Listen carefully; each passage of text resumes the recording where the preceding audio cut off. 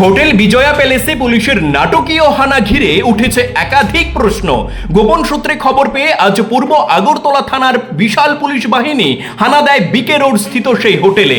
তবে পুরো ঘটনা ঘিরে উঠেছে একাধিক প্রশ্ন, কারণ সাংবাদিক মহলে খবর পৌঁছে যায় পুলিশের অভিযানের প্রায় 1 ঘন্টা আগেই, অথচ নির্ধারিত সময় পেরিয়ে 1.5 ঘন্টা পরে পুলিশের দেখা মিলে সেই হোটেলে।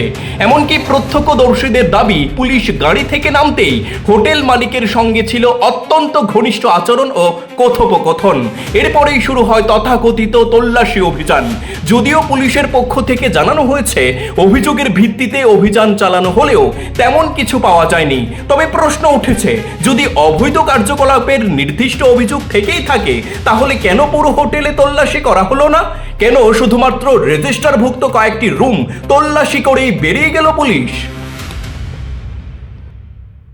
একটা আমাদের কাছে ইনফরমেশন ছিল যেটা যে বাইরের বা লোকাল যে কেউ এখানে মানে আছে, তো তার মধ্যে অবৈধ কাজকর্ম চলছে এবং কিছু, তো ফ্যামিলি আমরা এসে ভেরিফাই করলাম, দেখলাম এর মধ্যে মানে ইলিগাল মধ্যে কিছু নেই।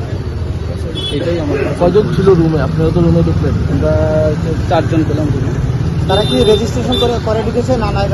আছে রেজিস্ট্রেশন সব কিছু মেনটেন করা আছে। এই হোটেলটা সম্পর্কে একটা অভিযোগ আছে, সেখানে অবৈধ কিছু ব্যবসা এবং ইগো ব্যবসার কাজ চলে। আপনারা কি সেটা জানেন? মানে এই ধরনের কোনো না, সেরকম ইনফরমেশন এখন অব্দি আমাদের কাছে নেই।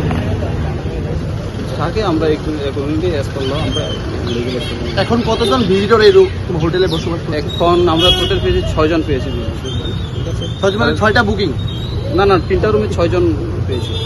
কি অভিযোগটা ছিল? কি এখানে একটা মানে ইলিগেল একটা কাজকর্ম চলছে, এরকম একটা অভিযোগ ছিল, কিন্তু এরকম আমরা এসে দেখলাম এমন কিছু নেই। এখন সব ঠিকঠাক আছে? ওকে আছে, ঠিক আছে। Step into a place full of new ideas and opportunities at Techno India University Tripura, where you learn, grow, and build your future.